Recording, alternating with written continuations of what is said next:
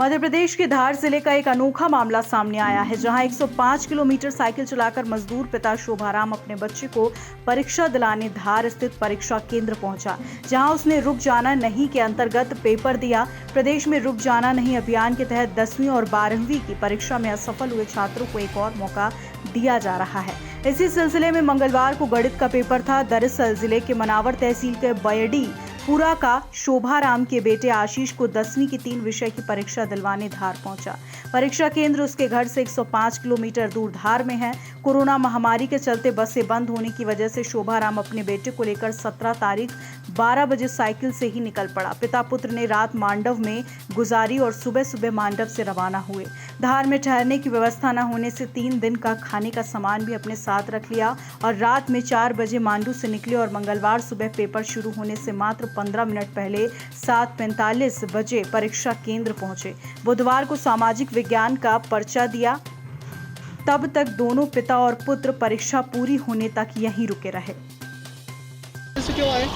Cycle से, क्योंकि बस नहीं चल रही इसलिए। लॉकडाउन इसलिए बस हाँ। नहीं चल रहा। तो पिताजी साइकिल से लेके आए। हाँ। कौन से पेपर हो गए तुम्हारे? अब गणित और सामाजिक हो गए। कितने विषय में सप्लीमेंट्री तुमको? 3 विषय में। हाँ। तो साइकिल से आने से पहले किसी को बताया था, शिक्षकों को या गांव वाले को, किसी से परेशानी नहीं बताई? बताया। किसी को नहीं बताया? नहीं। तो फिर पिताजी साइकिल से लेके निकला। हाँ। परिवार में कितने लोग हैं? 5। कितने भाई बहन? 2 भाई और एक पापा एक मम्मी 2। क्या बनना चाहते हो? कहीं भी बड़ा ऑफिसर।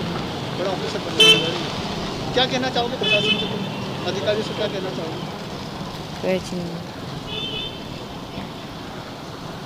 रहने खाने पीने की क्या व्यवस्था है तुम्हारी अभी यहाँ पर? साथ में लेकर आए थे दूध।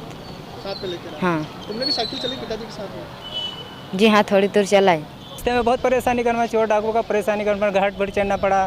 पैसे नहीं है तो बहुत तकलीफ पड़ी। कहीं साधन नहीं हमारे पास आने जाने के लिए। आप आशीष को साइकिल से लेकर क्यों आए एग्जाम दिलवाने? इसके लिए कहीं लग जाए, काम धंधे करके आए, पढ़ लिख कर। कौन सी क्लास में एग्जाम दे रहा है आपको? ये 10वीं कक्षा में। रुक जाना में फार्म भरा, पहले मतलब रुक गया था तो रुक जाना में फरवाया। पैसे नहीं तो कहीं भी मजदूरी कर करके पैसे इकट्ठे करके फार्म भरवाए। और ये मोहब्बत आए लॉकडाउन में, कोई आने जाने का कोई साधन नहीं तो फिर क्या करो, मोटरसाइकिल है नहीं तो गाड़ी मोटरसाइकिल से, साइकिल से आए। कब निकले थे आप? हम 12 बजे 17 तारीख को कहाँ रुके फिर आप? मांडव में रुके।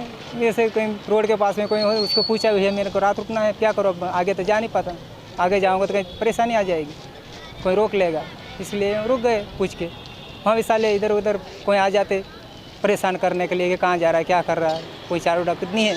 मैंने कहा साहब हम तो परीक्षा देने जा रहे हैं, कोई ऐसे धंधा करने थोड़ी आए इतनी दूर से साइकिल एक सब साधन।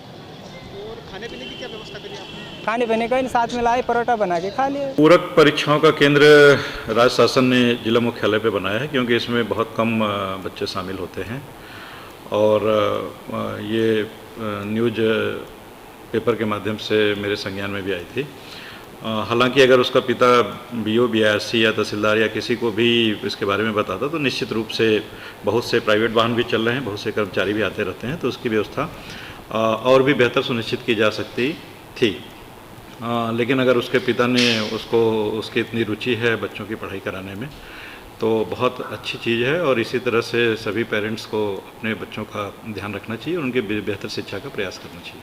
सर, उसका पिता उसके बच्चे को कलेक्टर बनाना चाहता पर आर्थिक स्थिति उसकी ठीक नहीं है, तो क्या शासन के द्वारा मदद की जाएगी? आर्थिक स्थिति उसकी जो भी शासन की जो योजनाएं हैं जिसके तहत बीपीएल कार्ड आते हैं, अगर उसकी जैसी स्थिति होगी और शासन ने हर स्कीम के लिए हर कार्य के लिए स्कीम बना रखी है और उसका परीक्षण कराएंगे बीओ से और जिन जिन चीज़ों में शासन के बनाए नियमों के तहत मदद दी जा सकती है वो बिल्कुल उपलब्ध कराई जाएगी। सर, ऐसे कई सारे बच्चे जो बाहर से आ रहे हैं उनके लिए किसी प्रकार की अलग से व्यवस्था की जाएगी क्या सर? पूरक परीक्षा का केंद्र जिला मुख्यालय पे बनाया गया है। अगर किसी को किसी प्रकार की तकलीफ है और स्थानीय स्तर पे बीओ बीआरसी को अगर वो सूचना देते हैं तो निश्चित रूप से प्राइवेट वाहन भी चल रहे हैं, कई लोग अपनी गाड़ियों से भी आते हैं और बहुत सीमित संख्या है, निश्चित रूप से उनकी व्यवस्था होगी। धार से अमर वर्मा की रिपोर्ट।